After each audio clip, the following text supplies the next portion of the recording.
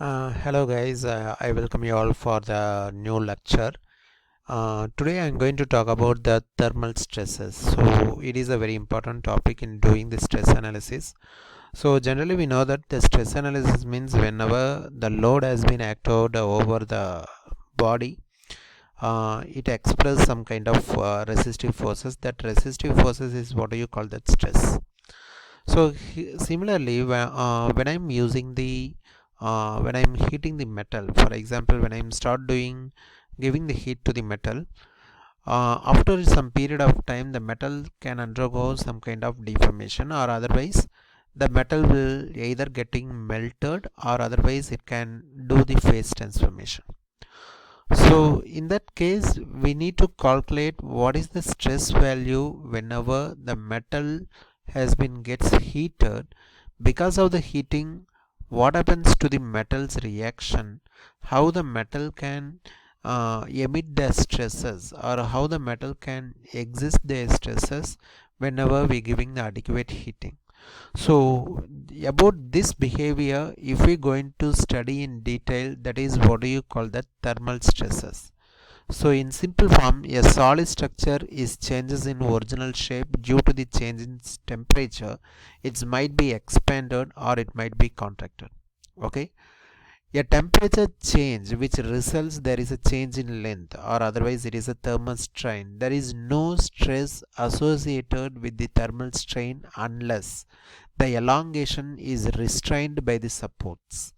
Okay, so the raised temperature which is directly proportional to material at expands, which means whenever the temperature has been raised, the material gets expanded. Hence it can be represented by the equation which is what do you call the del of T is equal to alpha into del of T into length. That del of T is represents it is an change in temperature, where L is nothing but change in elongation. In case the alpha means it is a coefficient of linear expansion. So by increasing the heat, the temperature emits, and it is what do you call that the temperature rise is what do you call the thermal stresses. So regarding the stresses, whenever the variation which has been taken place in the material's behavior, so because of that, strain has been expanded. It may be either increased or it may be either decreased. So that is what you call the thermal expansion and contraction. So this decrease in temperature which results there is a materials getting contracted, and this thermal expansion is what do you call that E is equal to alpha into T, and thermal stress is equal to alpha into thermal expansion, where E represents it is the Young's modulus and T represents it is the rise or fall in temperature, and alpha represents it is an thermal coefficient of expansion. Okay, so regarding this change in behavior in the material, if you're going to study, this is what do you call the thermal stress.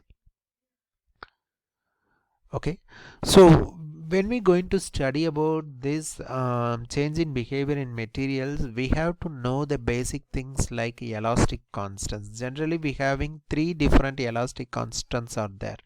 The first one, which is what do you call that Young's modulus. Following that we need to have shear modulus, and following that we need to know the bulk modulus.